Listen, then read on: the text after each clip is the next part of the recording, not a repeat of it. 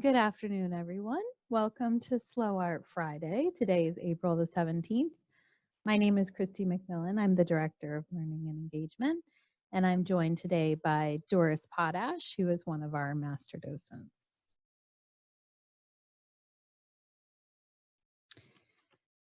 Each Friday at 12 p.m., while the museum is closed, docents will lead virtual in-depth conversations about a few artworks in our collection or special exhibitions. The goal is simple: slow down, discover the joy of looking at art, and talk about the experience with others. For today's program, Doris will lead us in an in-depth interactive conversation about 3 artworks in our collection. We'll spend about 15 minutes or so with each artwork. Doris will allow us time to look at each work on our own, slowly, before leading a conversation about each one with questions. As participants, we encourage you to engage in dialogue with Doris, myself, and each other throughout the hour. A few things to know before we get started. As you are logging in, you probably noticed that your microphones and video were muted by default. Some of you have already unmuted your video, and it's lovely to see you this morning. You can feel free to unmute your video at any time if you would like to have your video up. My computer actually doesn't have a webcam, which is why you're seeing my picture and not my speaking face. Choose a quiet room and close the door. Please make sure to silence any alerts from your devices like phones or other electronic devices that might be nearby. We also recommend that you try not to sit in front of a window, lamp, or other strong light source, as it makes it a little bit difficult for us to see you if you choose to have on your video. Also, to use headphones and a microphone for best sound quality. Although you can log in using a smartphone, we do recommend that you use a desktop, laptop, or tablet to see slides and meeting tools on a larger screen. Make sure that your screen name includes both your first name and last initial, or your first name and last name, to make it easier for myself or Doris to call on people and for each other to know who's talking. In order to ask questions or make comments, you can unmute your microphone when Doris asks for questions or comments. Right now, the setting is that you cannot unmute yourself, but I'll turn that off here in just a second. You can also type any questions that you have in the chat box, raise your hand in the participant sidebar, and Doris or I would call on you and unmute your microphone.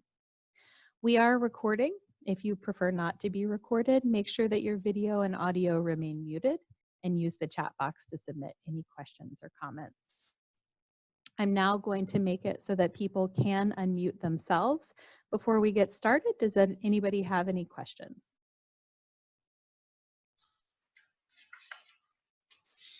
All right, Doris, take it away. All right, good afternoon, everyone. I'm so excited to see so many people here with us today. As Christy said, we're going to be looking at 3 photographs from our collection, and the wonderful thing about being a docent at the museum is I get to pick my favorite photographs. So I think these will stimulate, hopefully, a lot of discussion and thought on your part. So, ready, Christy, for the first slide? All right, take a couple of minutes, look at this, couple seconds, look at this photograph. Look carefully, notice a detail.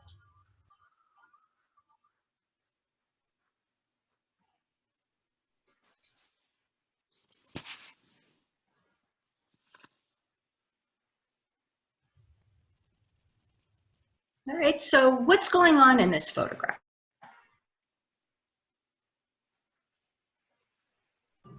Anybody?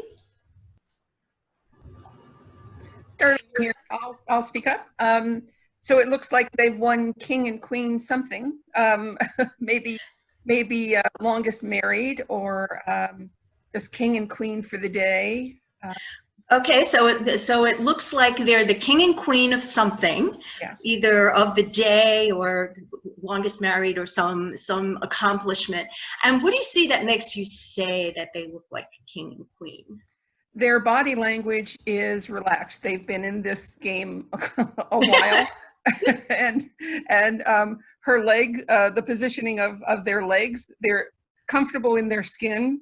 And also there's absolutely zero enthusiasm on their face. So all right, like, so a couple of things. They Yeah. they look they're because of the way that their bodies are positioned, the legs particularly that you noticed, they look kind of relaxed. They look like they've done this for a while. Yeah. And so what else do you notice? And this is for anyone. Well, it looks like those senior proms that they have at nursing homes. I used to be a high school teacher, and my students would do community service, and one of them did set up a senior prom like this, and it does look like that kind of an event, and they actually did have prom queen and prom king. Okay, so kind of relating it to some of your own experience where you've seen or visited a senior living place or senior center, and that they have events where they might crown a king and queen. So this might be at some event like that. What else? You see, they don't look happy. They don't look happy. And what is it particularly that makes you say that, Sarah? Well, the man in particular, that might be the way that his mouth is formed. My mouth is kind of the same way, but yeah, he's got a frown on. Okay. and she, you know, her lips, she is a little bit downward, but her lips are kind of just like pressed together. Like, can I leave? Can I leave yet? So they don't look happy, either one, is what you're saying, and she might look a little bit impatient, like she wants out of there. What else? What else do you notice about the photograph? I think it looks like it's very staged. And what is it that makes it look staged to you? Well, maybe their unhappiness, and they look, to me, someone said they look comfortable, but I don't think they look particularly comfortable. I think they look very out of place. It doesn't look like a normal or comfortable situation to them. Okay, is there anything that you see, Barbara, that makes you feel anything about that photograph or about the people that makes you say that they look uncomfortable? Well, they look like just plain old ordinary people, and here they are all dressed up and on display, and they don't seem to be very pleased with being on display in this way. Okay, so we're hearing a lot of consistent comment about that these people don't look very happy, whether they're physically comfortable or not. There might be, you know, different interpretations of that. How are they interacting with each other? What do you notice about that? They're not. They're not. They don't look like they're connected. They may not even know each other. They're not looking at each other. They're not engaged. And they look like they were asked to pose and given these kind of crowns and staves of authority, and that they're not happy being posed for this particular picture. Okay, so again, I'm hearing that it does look sort of staged or posed from a couple of you, and that it doesn't look really like a candid shot, very natural. They don't look happy. They don't appear to be interacting or appear to be connected. What's the relationship between the individuals and what they're holding? Can you talk a little bit about the objects that they're holding? Well, They each have a gift. They each have some sort of a present. Hers is bigger than his, and they each have their kind of staffs or whatever you would call, and they're draped and they're dressed up with these crowns and capes, and that's what I see. Okay, so they're each holding a gift, some type of a gift. One appears to be larger than the other. They've got some, I guess they're called scepters. Is that what they call them? You know, that the royalty have, and kind of goes along with the costumes and the crowns. and she has, there's a note, I don't know whether it's attached to the package or it's just in her hand. I couldn't get close enough to see what the note says. Thanks, Christy. I'm sitting here pointing at my screen, saying, which does no good at all. Christy's I know what you want to do, Doris. I'm anticipating. And it also, it doesn't occur to me, I don't believe this is, if the photograph was taken recently, then it was staged to look like the 1950s, I think, you know, 40s or 50s. No, 50s, because that outfit, I look at the shoes and I look at the glasses in particular. Her glasses, yeah. Both of them Okay. strike me as Yeah. older, out Okay, of fashion. so probably not contemporary, just because of Right. some of the dress and the accessories that they Right. have would lead you to believe that this is not from the 21st century. Right. And the woman looks like she's holding a baton rather than a scepter. Yeah. Okay. Yeah. Okay. And what is it? It is kind of hard to see when you're looking at it relatively small. Christy, can you point to the upper part of what she's holding there? So it doesn't look exactly like, I guess, what he's holding, but it does look like there's something at the top there. Well, if this was a photograph taken in the 50s, then the male is going to have a little more authority than the female. So his is larger. Mhm. So Mhm. why do you think that there are those lines at the top of, right at the elbow of the woman? I mean, it could be a shadow. It's so much darker than the upper part of her arms. And the dress doesn't look like it has sleeves. I mean, it looks like that's her arm, but from the elbow down, it's significantly darker on both sides. Oh, yeah. And to look like gloves, maybe. Well, because in the 50s, right, you always had your arm out the window. So you got suntan. It's called a trucker suntan. It's tan.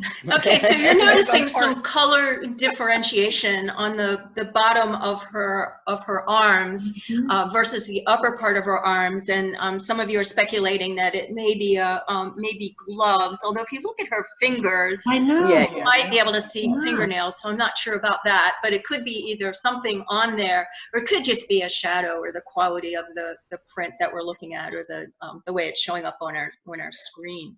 Oh, well, that's true. And I know this is a little bit off the track, but I just want to mention one small thing. Yeah. As a photographer, when I edit my photographs, I leave something in a corner or an edge that not everybody might pick up. So on the right-hand side of the photograph, there's a little, you can't tell exactly what it is. But if a person's very intentionally editing this photograph, and especially if it's staged, why is that little dot there? What is Right there. about? Arlene, on are the you wall. talking about right here? Yes. Mhm. Yes. Yep. Christy, do you know what that is? Is that just part of the original print? It is on the print itself. It's Oh, part okay. of the artwork. It's not Okay. a Okay. piece of dust or anything. But Yeah. an So artist would do that intentionally, is what I'm saying. so it might be just like a little signature thing or something of the artist. Not literally signature, but part of something, a clue that she leaves Exactly. there. Yeah. What mood does this photograph create for you? How does this make you feel when you look at it? It made me feel really sad, because I was thinking, if it wasn't, at first I thought it must be a senior prom because of my personal experience, but when I looked at the gifts, I thought maybe it was an anniversary and they were trying to celebrate, and they looked so unhappy that it kind of broke my heart. So not a very happy marriage then, in your interpretation. I know. How about someone else? How does this make you feel? It makes Angie feel a little bit sad for a few reasons. Anyone else have a different reaction? So this is Kathy. Can you hear me? Yes, I can, Kathy. Okay.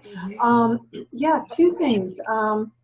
It felt very institutional to me as well, so that perhaps these are residents and this was an organized event. And perhaps it's a good thing for them, because it's breaking some of the boredom, but maybe that's why they seem a little less enthusiastic and happy about it, because they're at that stage in their lives. That was just one thought. Related to the lighting, it looks to me from the shadows that it's coming from the lower left. Or certainly the left. That's the light source, the lower left. Yes. So Yeah. Knees. Look at her his left hand and her left arm are dark like that, but it felt to me as though it was the lighting. Okay, so that could be creating that effect. And I thought it was interesting when you said, if I am understanding you correctly, that it looks institutional, and then that perhaps the reason that this institution wanted to put on such an event was to cheer people up, but maybe it wasn't quite so successful in the way that you're looking at the photographs. So so that's kind of an interesting Or maybe it is, but they're it's sad to say, but yet in an institutional sort of a frame of mind, which is slightly numbing. And so that could account for the so expressions on their this could faces. be a positive experience for them in that regard, even though it doesn't look obviously positive. So their expressions might not necessarily accurately reflect the impact that this event is having on them? Yes, You know, Doris, there's even a possibility that the photographer told them to look serious, because it does look so staged. The photographer might have said, look serious, don't smile. So there is a possibility in that. And also I wanted to mention that their glasses are reflecting, either it's a flash or there's a light source behind. There's a light source, especially his. Yeah, they both have reflections in their glasses. Yeah, interesting. So again, another comment on the use of lighting and the reflection of their glasses. And I thought the comment about perhaps the photographer instructing them on how to look. I don't know if any of you have had that experience when you've had your picture taken, and whether it's a family member that's taking your picture or a professional photographer will say smile, or look businesslike, or look like you're having fun or something. So that could very well be what's happening here. Doris. Yes. Yeah. Can you hear me? I can, Lynn. Yeah. I thought it was interesting. Of course, we don't know if they're a couple or, they know each other, or they don't like each other. But being that they're not sitting in individual chairs, was space in between them. And it seems like they purposefully have sat down apart from each other. So Lynn's pointing out, if you look at where they're seated, it looks like maybe some kind of a bench or something, Lynn? Yes, I think so. Yeah. And maybe on the left, I don't know, is that a pillow? So maybe it's more of a lounge. I don't know, but it just feels like the separation. You and I have looked at this photograph before in our connections presentation, and it just seems like the separation between them is very purposeful. Yeah, Sarah also put it in the chat that there are no wedding rings that she observes there. So that also might be a clue that they're not a couple. Yeah, I didn't notice that either. Very observant, Sarah. Thank you. So the other question I wanted to ask about this was this photograph was done in 1970, and times were really, other than just fashion, times were really different then. When you look at this photograph, do you feel, is this something that maybe you would see, a style that you would see today? Does it seem, and I guess, the question, does it seem exploitive to you to photograph subjects like they're really, the photographer is really very kind of getting personal with them, and does this seem like something that we would do today? There are communities. I mean, I know of one. I've been in one that are filled with people our age. Those are young people, right? That's right. Very young, very young. They're healthy, they're beautiful, they're just like us. But at any rate, in these communities, there are a lot of community-sponsored events for the residents. These are communities. They're not CCRCs or anything. But yes, they do have the prom, and everybody dresses up.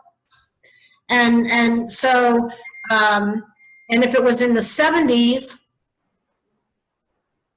her glasses still look kind of out of date. Yeah. Hers don't. She's had them a while. Right, but there are communities that do this and have been doing it like even since the 70s. And, you know, either you like to dress up or your friends do. So they might not like dressing up. Yeah. I can attest to certain male members of my family that don't like dressing up for sure. I thank you all for your comments. It looks like, you know, they've been fairly consistent, not so consistent on whether this was staged or not, judging from some of the chats that I'm seeing and some of the comments. So maybe staged, maybe not. Pretty consistent on the people maybe not in their expressions looking really happy and not really being engaged as much with each other. This is a photograph by Diane Arbus. Many of you may be familiar with her. She was a very well-known photographer. Interestingly enough, started out as a fashion photographer and got kind of interested in crime scene photography. So I don't know if you see the sort of relationship there. These individuals, it is the king and queen of the Senior Citizens Dance, and it was at a senior center. And we don't have it on our title, but when I've seen other prints of this, it's actually labeled who the individuals are, their names, and it says that they were drawn by lot to be king and queen, so there was no connection between them. So many of you kind of sense that from the poses there. And the thing that I'll end with is just a quote from Diane Arbus that I thought was really interesting. She says, "I really believe there are things nobody would see if I didn't photograph them." What do you think that means to you? What does that mean to you in kind of looking at this photograph particularly? Doris, this is Sandy. Can you hear me? I can. I wanted to get back to a point you made about this being exploitive in some way. Diane Arbus's things seem so much like that often. Some people say that. I am not necessarily saying that. It's just, you know, that some people feel that they are. And that was the question, are they? You helped me see this in a different way, because her photographs have always been a little unsettling in some way, but I'm thinking a little differently about it because of what you said. She helps you see what a lot of people ignore or don't pay attention to. So, yeah. And that was her comment, actually, that she says that there are things that she didn't photograph them, nobody would see them. So I thought that was kind of interesting, and especially in what we're talking about with slow art and really looking at things and what do we see. So I thank you for your discussion on this one. It's one of my favorites. Every time I look at it, I see something else, and you all help me see something else. So. I don't know Christy. about you, Doris, but I think this is the first time that anyone has ever pointed out that they're not wearing wedding rings. I know, that's what I'm saying. I've seen a few things that I haven't seen before. So I thank you all for that. Christy, can we go to the next one? We have 2 more to do, and they're all so wonderful. So take a few seconds and look at this one. I want to get this one bigger. Sorry. Yeah. I wish I could get it bigger. How big is it really, the print?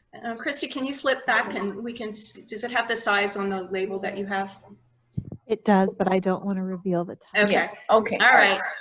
Sorry.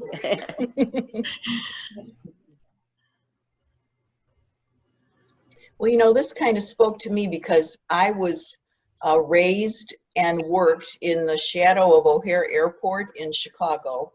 And over time, you know, the airport got more and more loud and busy. And it came to the point that we just didn't hear the roar anymore. You know, we would learn to speak loudly with the students in class and so on. And so we would just go about our daily life and not realize, like here, these people are just, you know, leading their lives. And this train must be making a huge amount of noise. But okay, it looks like, oh, well, whatever. Yeah. Angie, just for the sake of people who may not have had as much time to look at it prior to this session today, something people don't immediately pick up. Can you talk about what you see that leads you to believe that there is a train going by? Tell them where to look. Oh, the window. See the little boy waving his hand? and you look out the window and up kind of on above a wall, there's little wheels. See the wheels? Mm-hmm. So clearly this home is right next to the railroad tracks and probably subject to a lot of daily roar, what I would think anyway. Yeah. So it's interesting that you relate to that from your own experience living near an airport and with the noise, and also that sometimes it just becomes white noise after a while. You don't even notice it. Yeah, You also, go go ahead. I'm sorry. I was just going to say, even the animals aren't reacting, so. Okay, let's talk about what else you notice. And so Angie's pointed out the train. She's pointed out there's a seated woman there. She pointed out the little boy. That's another thing that often people miss because there's so much going on here. Does everyone see the little boy? And Angie says that he appears to be waving. Isn't that funny? I had a different thought. I first of all, it took me a long time to figure out that was a train out there. But what is that reflection? It looked like a bicycle or anyway, it took me a while. But I thought the little boy may also be, but now that Angela pointed out that he might be waving, I hadn't considered that. I thought maybe he was being stood in the corner. And I've heard that a lot from people who, when they first look at it and the boy that they first notice, they say he's been punished. He's but he's there with a balloon, so that was oxymoronic for me. Like, how do you get stuck in the corner with a balloon? But so what are you looking at that is the balloon? Just so that people can see, because there's so much right going above on his in this. head. Yeah, right above his head. Christy, can you looks point like to a lamp that? to me. Yeah. Yeah. Oh, is it a lamp? Okay. And that's what it looks like. Yeah. Yeah, Okay. I think there's a lamp behind him, and it looks like one of those maybe globes that does look like a balloon. It does. Right. I can see what you mean now, though. Yeah. Very good. All right, Angela also talked about the animals. Yeah. And can you all? There are several of them there. So can someone kind of talk about them individually? Well, it looks like there's 4 cats. One is on her lap, and there's 2 together in the chair by the boy. And Oh my gosh, you're right. I missed him. And Yeah, I one on hadn't the seen floor that. down below the chair, 3, and then 4, the dog. that. To me, this room looks totally like not posed as totally opposite of the other picture we were looking at. And it looks to me like a very lived in room, because by the fireplace, there's kind of smoke on the brick there, and everything looks eclectic. Like the furniture doesn't match, like the lamp, the dark chair, the light chair, the table. That it's kind of been pieced together in that fashion, and it looks like a very lived-in environment. Okay, so this you're comparing and you're contrasting this to the previous photograph that didn't have as much many objects and things like that in it, and that this doesn't look as staged because things just seem more natural, which you'd find in someone's home, things that people have picked up from, kind of collected from time to time, eclectic, you were saying. You also pointed out the smoke stain on the brick there from the fireplace. Someone on the chat, someone pointed out all the different patterns that we see.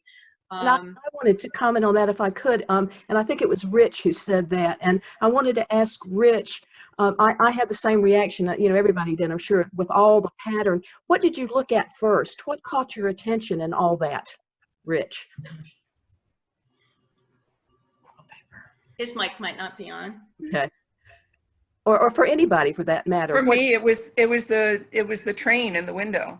For me, it's the pattern wallpaper around the window. I agree. That's what draws my eye. Yeah. Oh, and the clock. And the clock on the mantle. Right.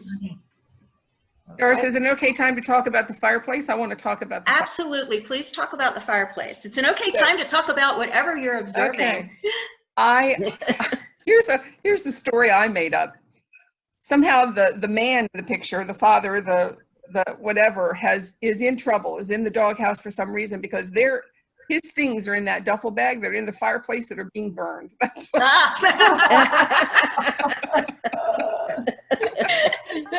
and take a look at the expression on the woman's face. Yeah, she's not happy either. She's not. All right, so from her expression, she doesn't look happy. No. Yes. Where's she looking? She looks like looking at the fireplace, I think. Looking at the fireplace. Is there something besides logs burning in that fireplace? I think that was her story. She said. Oh, good. I was just. Yeah, It's I hard think to that's tell what's andirons. burning in that fireplace. There's a Yeah, bag. Isn't there a bag in andirons. there? There's a bag in there, and that is live smoke coming out of the fireplace. I don't think that's just a stain on the fireplace. It looked to me like something, there is a bag, some kind of a bag with a drawstring at the top in that Right fireplace. there. All Christy, right. can you use your pointer and see if we can see what it is that, Yeah, right there. But maybe right there is the clasp. I can see it a little bit clearer just because it's on my screen directly in front of me. It's very possible that there's something burning. To me, it does look like it's just maybe this is a fresh log that's put on Okay. the Right. fire. Okay. That the edges here are just sort of just starting to take light, whereas Gotcha. there are pieces of wood in the fireplace that have been burning for longer. The places the mind can go.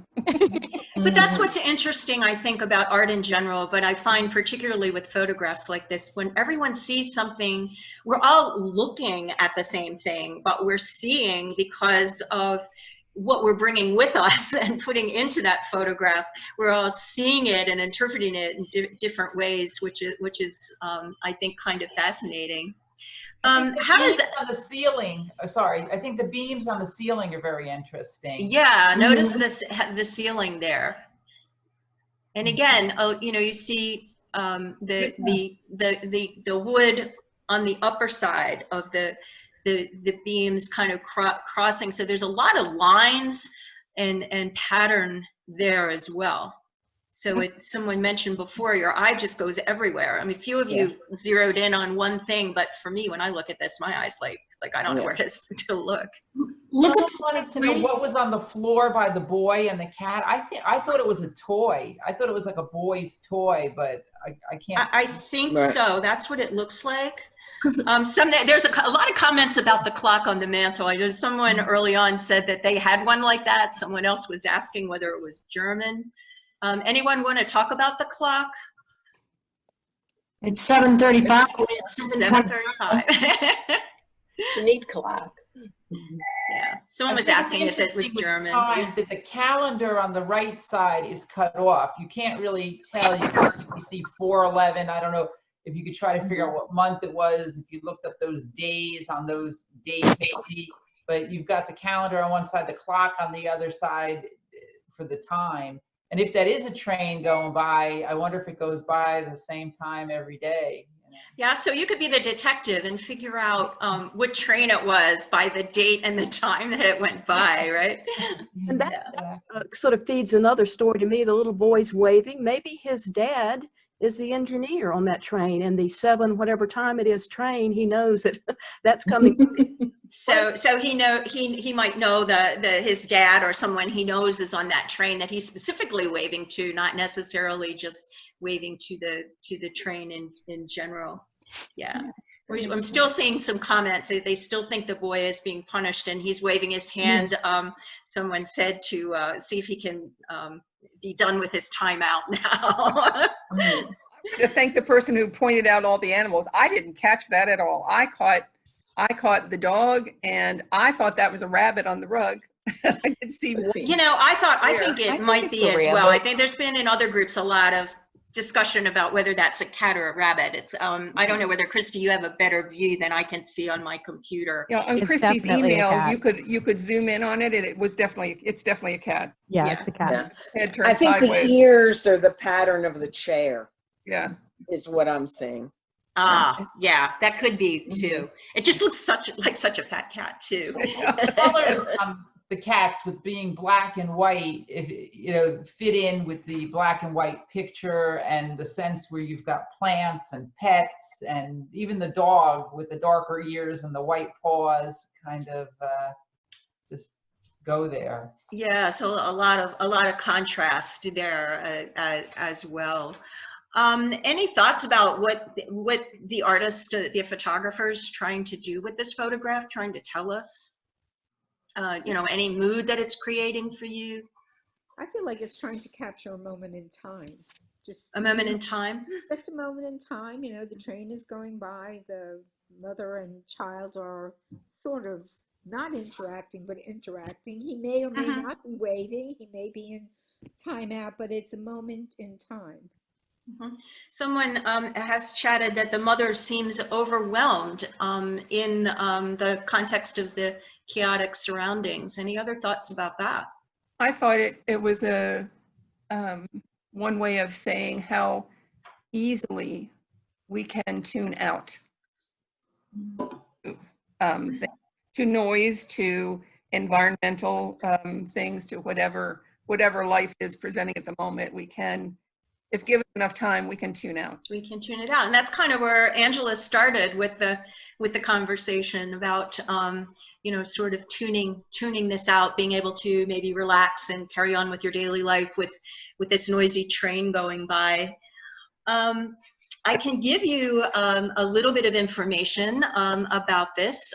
Christy, if you want to flip to the next slide. The title is "The Living Room on the Tracks," and it's, I guess, a town, Lithia. I'm not familiar with that, Lithia, Virginia. The photographer is Winston Link, and the photographer actually, I thought it was kind of interesting. His college degree was in civil engineering, but he learned photography from his father, and he was always even interested in like how to make things, and he even built his own enlarger and things like that when he was younger. So he never really practiced engineering. He spent his whole career as a photographer. And it was said that he has an artist's eye and an engineer's mind. So that was kind of an interesting combination. He opened his own studio, and his clients were large industry, so he did like a lot of industrial photography. And on one of his photo shoots for one of his clients, he was in Virginia and happened to see the trains, and it was part of the Norfolk and Western Railroad. And he got really interested in that because that railroad was one of the last major railroads in the country to convert from steam to diesel, and this was in the 1950s. And so he just got really interested in photographing the trains, and he wanted to capture particularly the history of sort of these last steam locomotives. And he, in most of his photographs, I'm assuming this one as well, he did a certain amount of staging. This was probably a real room, not a stage set particularly, but there was some posing and things going on, at least in some of his other photographs. But he tried to make these posed photographs look candid. Any other closing comments on this one before we move into our third photograph? I love this photograph. There's so much in it. I love it too. It's just fun. There's so much going on. Yeah. Yeah. There is, and I I'm think amazed. that this is the perfect example of the more you look, the more you see, because there are things that, I mean, I can't tell you how many times I've looked at this. Every time I look at this with someone and we have a conversation about it, we notice something that I've never seen before. And Sarah in the comments had pointed out this ring on the ceiling, which I had never seen before. And I was looking at it, and I think, Sarah, it might be on the bottom of a lighting fixture. That's what I thought it was as well. I've seen things like that on the, you know, hanging from the ceiling lamps, but Yeah, those swap lamps that are often glass, but they have the chain and it attaches to the wall. Yeah. Or else maybe that's something you pull on to make the train whistle. All right, thank you, Christy. Moving on. All right, take a few minutes and look at this one, a few seconds. Oh, wait.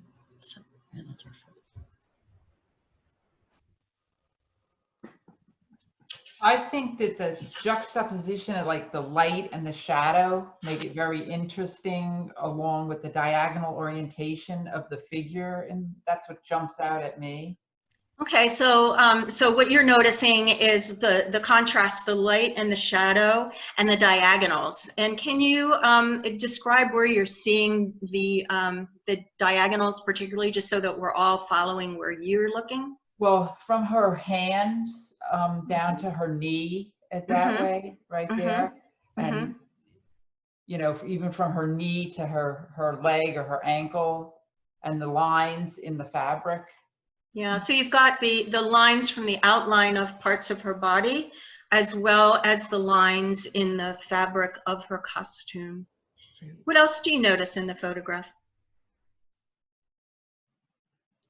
It's very triangulated. There's a whole series of triangles in there. Want to point out a few for us verbally, so Christy can point them out?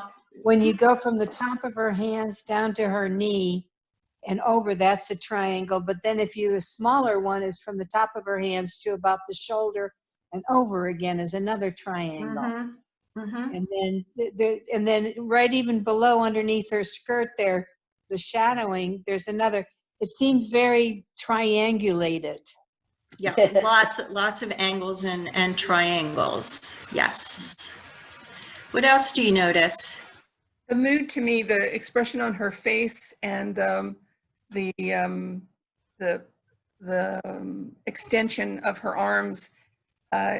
My interpretation of that is an attempt to lift out of some kind of restraining situation, or like that the covering is some kind of a restraint. And it looks to me like her extended arms are an attempt to pull out of that in some way. Okay, so so the costume is constraining, and the motion is to try to pull out of that constraint. Someone else, Rich, I'm looking at some of the chat comments. Rich says there's a lot of motion here.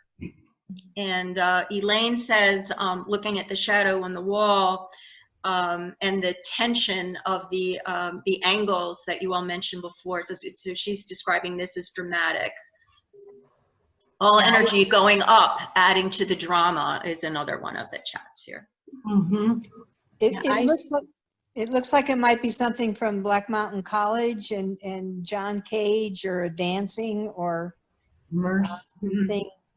Okay, so it looks Black Mountain College, which you know, which where all the experimental artists, modern artists were, and there were musicians and dancers there, John Cage and Merce Cunningham. So someone's speculating that it might be that. Yeah, I see it as a struggle with an emotion, and she's in this cloak. She can move within it, but she can't really get out of it. The best she can do is wear it and, you know, come to grips with it from different angles. You know, from I don't want to say the title, but, you know, to me, that's what it is, that we wear our disappointments, our griefs, pretty much forever. But, you know, we're inside them. We can still move around, but we can't totally get out. And what scares me about her is it looks like she's moving forward into the darkness.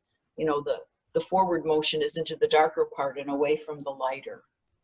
Okay, so again, another comment about the tension, you know, trying to pull out of this, and and you mentioned grief as well as tension, and then you added that it looks like she's moving into the darkness. What else?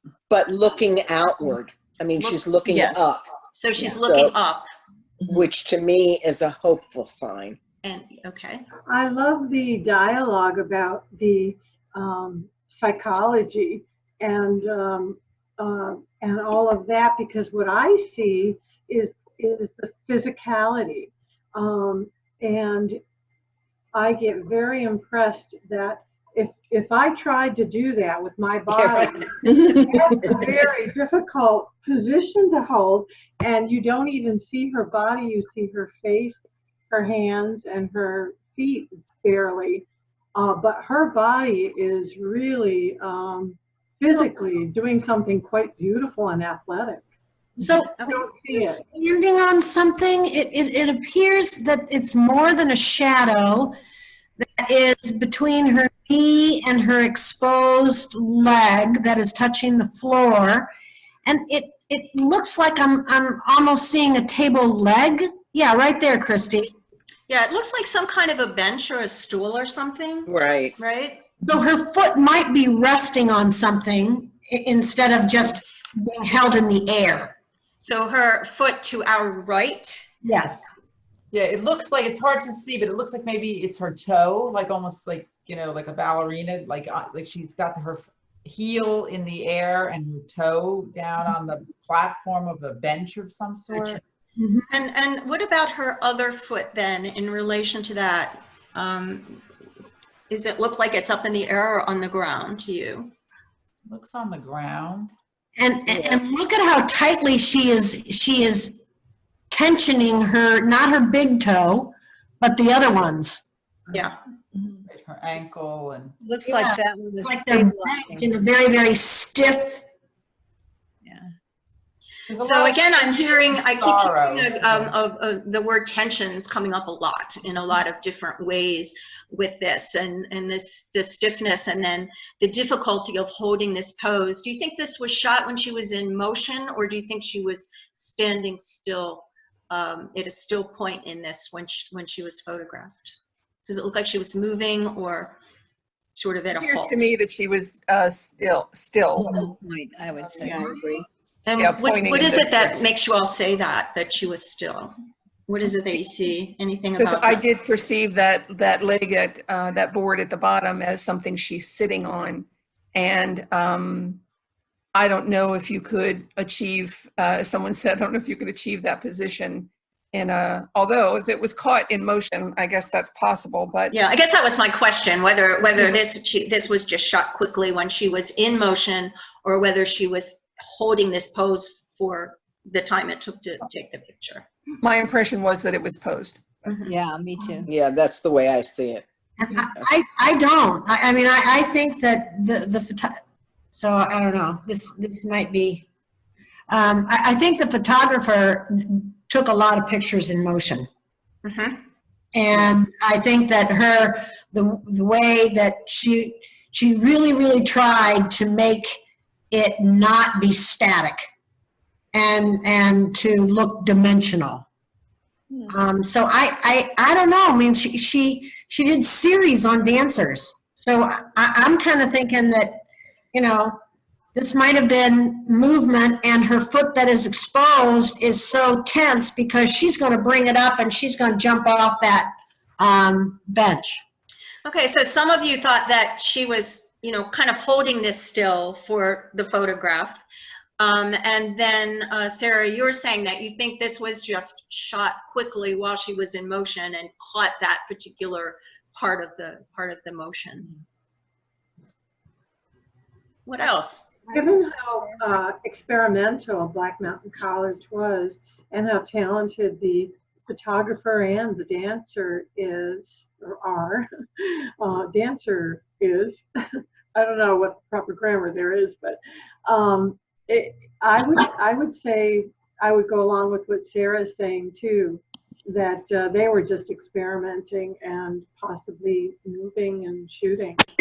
Okay, so the dance, from what I'm hearing, the dance itself is experimental. You're making a connection with Black Mountain College, which is, in this region, and artists there were from many different forms of art and were very experimental, and that the photographer was being experimental in capturing this as well. Barbara says it looks like it's moving, so we're still getting some discussion on moving versus kind of posed. What about looking at the dancer, from what you can see of her face, how would you describe her expression? Yearning, longing for something. Contemplative, maybe. Contemplative, yearning. Yeah. Anything in particular about the expression that says that to you? Just the way she's looking upward. I mean, that's, and hopeful resignation. Hopeful resignation.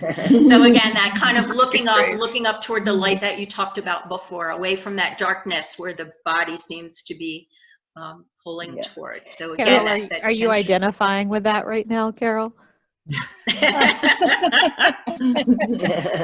little bit. Yeah. I think maybe we all can. Yeah, it helps me get a different perspective. So we've had discussions about the dark versus the light. If her face is looking longingly, but it's looking into the light, even though she's being pulled into the dark, her face is looking into the longingly at the light. Maybe that is the sign of hope. Yeah. I Okay, think so her- another agreement. Yeah, Yeah. her mouth, to me, it just seems she's so rigid, and I see it sort of as just an acceptance. I wish I could get out of this. I can't, and I'm going to just have to figure out how to deal with it. That's what I thought of her. So back expression. to resignation. Yes, Yeah. exactly. Let me tell you a little bit about this, and but I still have more questions about it. But it might lead our discussion a little bit in another direction. The photographer is Barbara Morgan, and I'll tell you a little bit about her at the end. The dancer is Martha Graham, and so she was one of the founders of the modern dance movement. The title, thank you, Christy, is Lamentation. So does the title, how might this express for you the concept of lamentation? What does that mean for you, and how well do you think that the dancer and the photographer together in collaboration express that? I think lamination, as far as just somebody mentioned resignation a little bit, and she's lamenting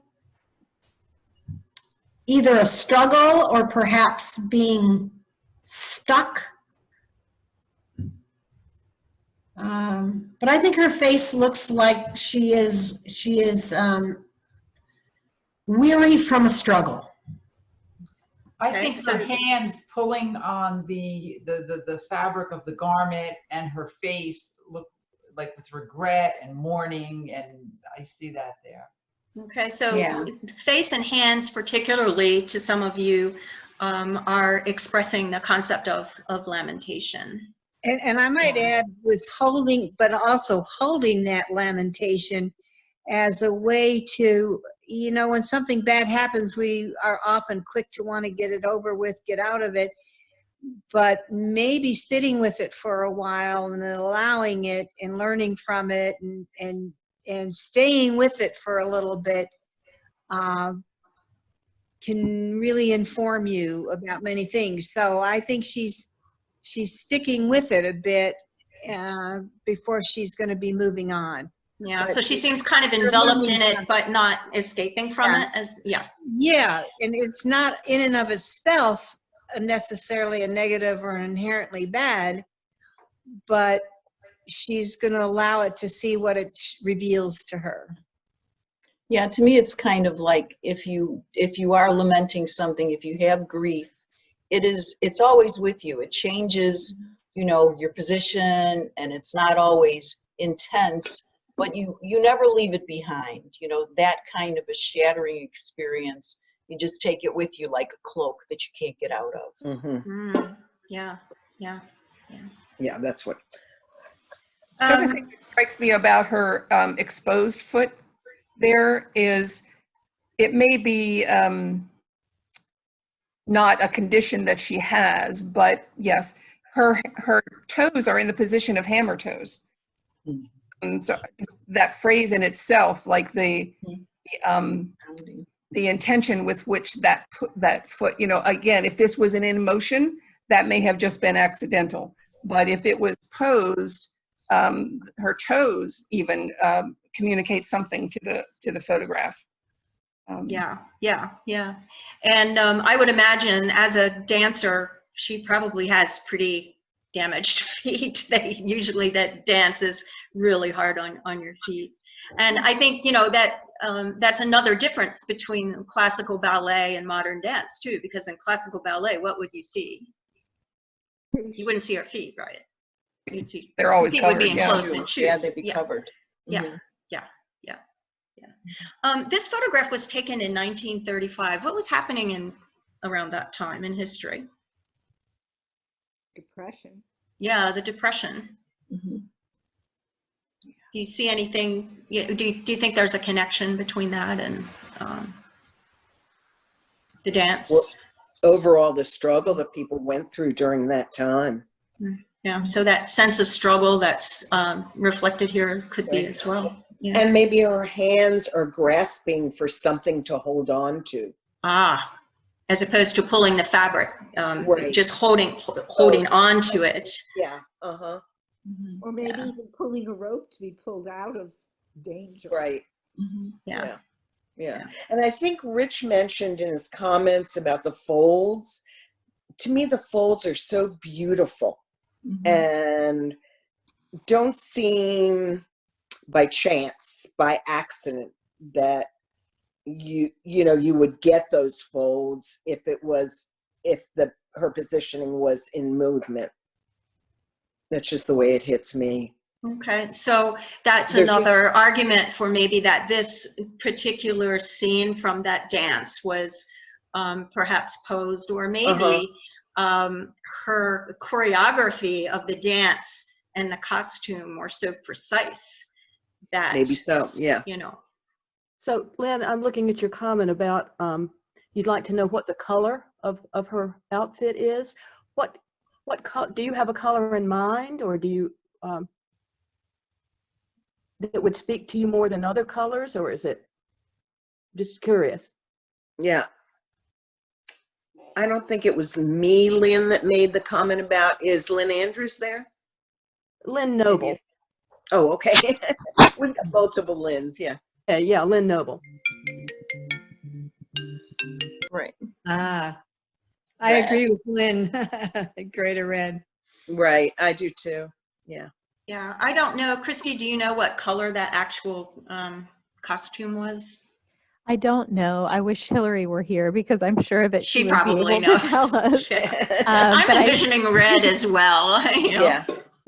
I don't know, but I do know that this type of costume, which is more or less like a tube of fabric, was something that Martha Graham incorporated into her dances. And I'm not sure, but I can check with Hillary to know if there was a limited color palette or a certain color that those tubes were.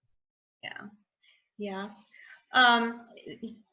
Barbara Morgan, I can tell you a little bit about her, and then go back to what some of your comments were about how this photograph might have been taken. She was born in 1900, raised in California. She actually was educated and had a career, early career as an abstract painter and printmaker. So that whole abstraction as part of her photography, I think you can see in the subjects that she chose and why perhaps she felt that connection to Martha Graham, the dancer. She was one of the first people to teach photography at Black Mountain College. So there is a Black Mountain College connection there. And she also, for those of you, and I should have asked earlier, and I didn't, but if any of you, I know one of you mentioned that you were a photographer, any others are photographers, you may be familiar with Aperture magazine, which she was one of the founding members of. So she was a very early abstract photographer and a very well-known photographer. And I understand that she did a lot of photography of Martha Graham and other modern dancers. And she did a book of photographs of Martha Graham, of which this was one. And she had said in some things that I read about her and her process that she would take like thousands of shots of dances in order to determine, to get the exact shot that she wants. So my understanding is that these were done in motion but that they were also, remember, if you think about this, done in the 1930s, they didn't have digital cameras then. And so she was using film. And so, you know, can imagine you don't get that instant feedback on whether you've got the right shot or not. So the poor dancer had to go through this dance multiple times probably for the photographer to get these shots. I also understand that they were done in a studio. The dancer was dancing, but it wasn't like capturing the actual dance before a live audience. And I'm trying to see if I have anything else. I thought I might have had a quote from her, but I do not. So any other last thoughts about this before we say goodbye for today? Is there any particular photograph you like the best? Anyone that kind of really love? I like this one. That was my favorite. Yeah. Why, Angie? What is it about it?